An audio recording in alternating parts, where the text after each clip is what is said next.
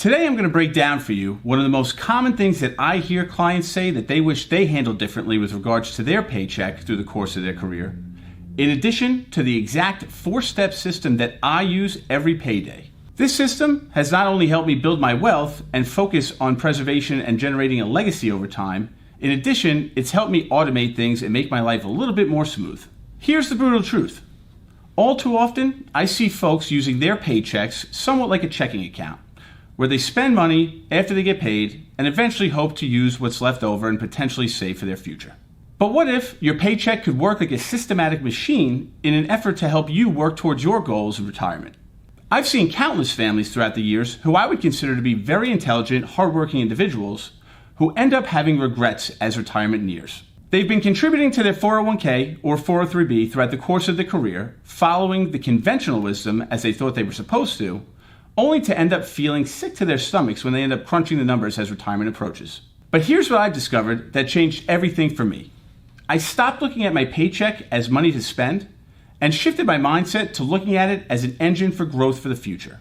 And this shift was much deeper than a basic budgeting plan.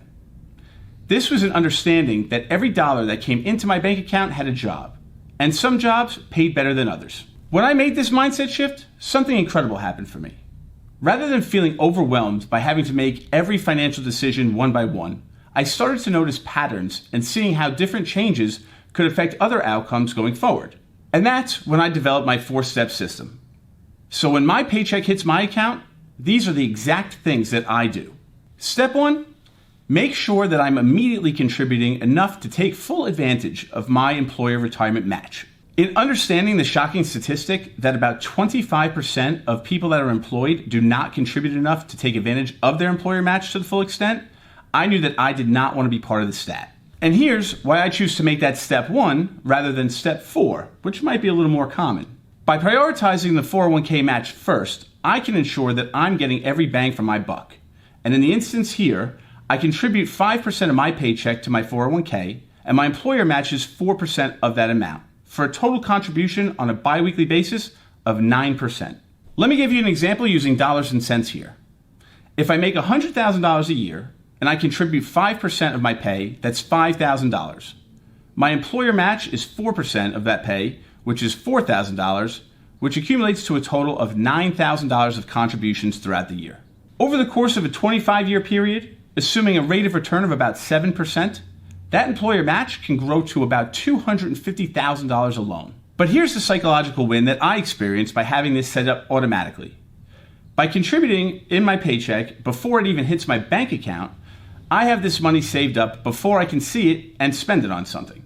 Now, while many might stop here, let's take things a step further. Step 2 in the process is taking a portion and saving it in a non-retirement oriented investment account, which I call my flexible wealth bucket. And while I have total empathy for those and understand that it might not be too easy to save above and beyond the 401k contribution, I can't stress enough how much this factor in step 2 has helped me personally over the years.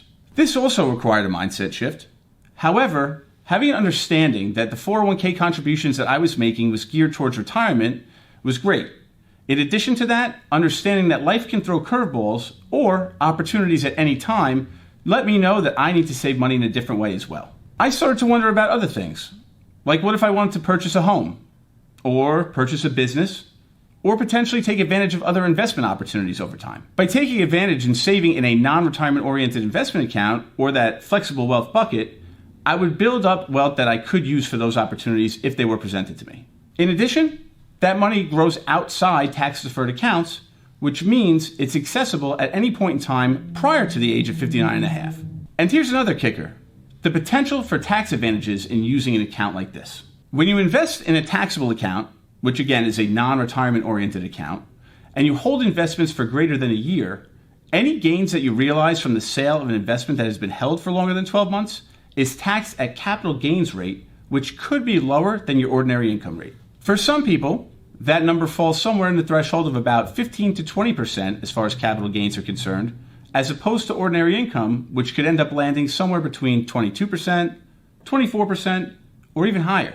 Suppose you're in the 24% federal tax bracket and you have $50,000 in investment gains. If you were to withdraw that $50,000 from a traditional pre-tax retirement account prior to the age of 59 and a half, not only would you get hit at a tax rate of 24% with your ordinary income, in addition, you'd face a 10% penalty, bringing that number up to 34% or $17,000 of the $50,000 withdrawal. However, if that $50,000 gain is inside a non-retirement oriented taxable account, you could think of it as a capital gains tax of 15% or $7,500 as opposed to the $17,000 coming out of a pre-tax retirement account. All in, that's a $9,500 difference. And be aware, there are also potential for state taxes as well as high income that could alter these numbers. Step 3 is where I pay off any outstanding credit card debt. And you might be wondering, why is this step 3 as opposed to step 1? In my particular situation, I've already paid myself first in multiple instances via the 401k contribution in addition to my contribution to my non-retirement taxable investment account. The money from my credit card payments is what's left over after I've checked the boxes for my personal savings dedicated towards my future. In addition, it also helps create a psychological constraint for me in not allowing lifestyle inflation. And I do want to be clear that my credit card covers all of my non-discretionary spending and I pay it off in full every pay period. This includes things like my groceries, my gas, and my utilities. Many times, you might see people hit this in the reverse order, where they'll pay off all of their expenses in addition to making the minimum payments on their credit cards and then try to save what's left over after.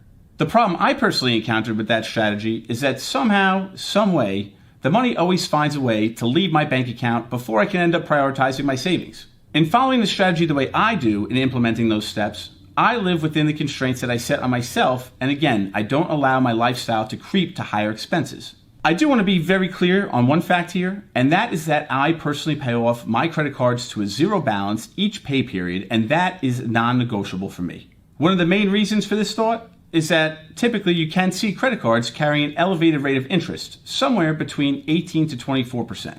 With that, if I'm carrying a balance on those credit cards, there's a chance that I'm paying more in interest than my investments are earning. Consider this. If I have about $5,000 in credit card debt at about a 22% rate of interest per year, and I make the minimum payments, which tends to be about 2% of that number, or about $25, I could end up paying all in with interest about $11,000 over the course of time, and it could end up taking about 35 years to do so. On the other hand, if I had invested that $5,000 at a 7% rate of return over the course of that same 35 years, I could end up in a resulting balance of $53,000, excluding any taxes and fees. That's a difference of about $64,000 over that period of time. And here's step 4. Everything left over is up for discretionary spending on things that I consider to be fun. And here's where it all comes together. By the time I've reached step 4, I've already made my contribution to my 401k. I've taken full advantage of my employer match. I've contributed to my non-retirement oriented investment account, and I've paid off all my high interest debt. And at the end of the day, anything left over is mine to spend guilt-free.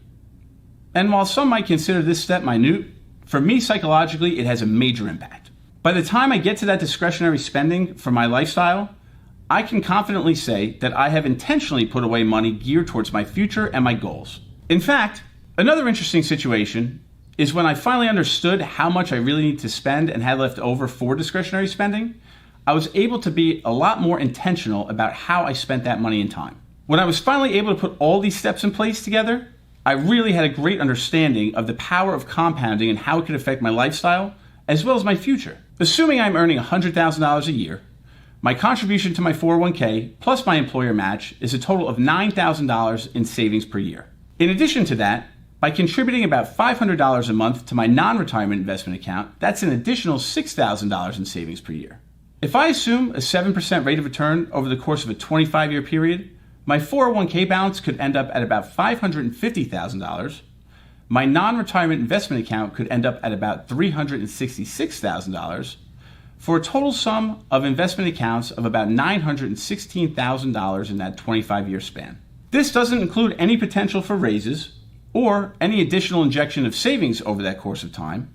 In addition, I end up with zero high-interest credit card debt, and I'm able to live life on my terms. One of the main reasons this strategy has been so impactful for me is due to behavioral psychology. While many strategies might rely solely on willpower and discipline, I wanted to implement strategies that could eliminate as many variables and streamline my life as best as possible. For steps 1 and 2, they're fully automated. I don't even think about them and I don't see the money hit my bank account. Step 3, as I mentioned earlier, is somewhat of a force constraint that again contains my spending and disallows any type of lifestyle creep.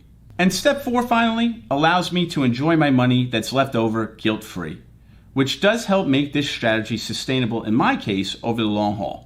And for me, where the most powerful part of this situation comes to play is that I've aligned these automated savings and tactics with my long-term goals. After doing this for an extended period of time, I've been able to see exactly how I save and spend money, and that has allowed me to live life intentionally. And although this could sound great, there is a question that comes to mind which we have heard on many instances before, and that is, what happens if my lifestyle changes? And what brought me comfort in thinking and reflecting on this myself is that understanding that these strategies are flexible. If I made more money, for instance, and got a raise, I could increase my contributions in steps 1 and 2, while still maintaining my constraints in steps 3 and 4 and living a comfortable lifestyle. If I have a financial emergency, for instance, I have the flexible wealth bucket that I built up in step 2 that I can take advantage of and utilize if need be. In the event that my expenses decrease, which could be something like paying off a mortgage, I could then increase my contributions to steps 1 and 2. The system adapts to my life here, instead of my life having to adapt to a rigid budgeting schedule. And let me share one more tidbit with you that I have found very important when trying to figure out the best system for me. In my case, trying to master and figure out the ideal percentages to contribute as opposed to figuring out and understanding the process led to procrastination. Spending time doing things like debating whether I should be contributing 15% or 18% to step 1, or should I be making a $500 or $1,000 per month contribution to step 2, led to me wasting time. Along my journey, I realized that perfect is the enemy of good. And moving forward, one step ahead of the other, and making the changes that I needed to in getting started, allowed me to have a greater impact than understanding what those perfect rates of contribution actually were. Keeping in mind the importance that I can change the contribution rates at any point in time. However, actual time is something that I cannot get back. In starting with amounts that I would now consider to be small as I started years back, I was able to put a plan in place and take the first steps forward. My 4-step system is not just about money. It's about making my money work for me in addition to setting up a systematic plan for my future. It's about reaching my 50s and giving myself the opportunity to have options as opposed to obligations. And it's about knowing that I have a plan in place that I have set forward in an intentional manner to allow me to sleep better at night. If you're in the process of building your plan right now and you're interested to understand how your asset levels might stack up against your peers, check out our next video here.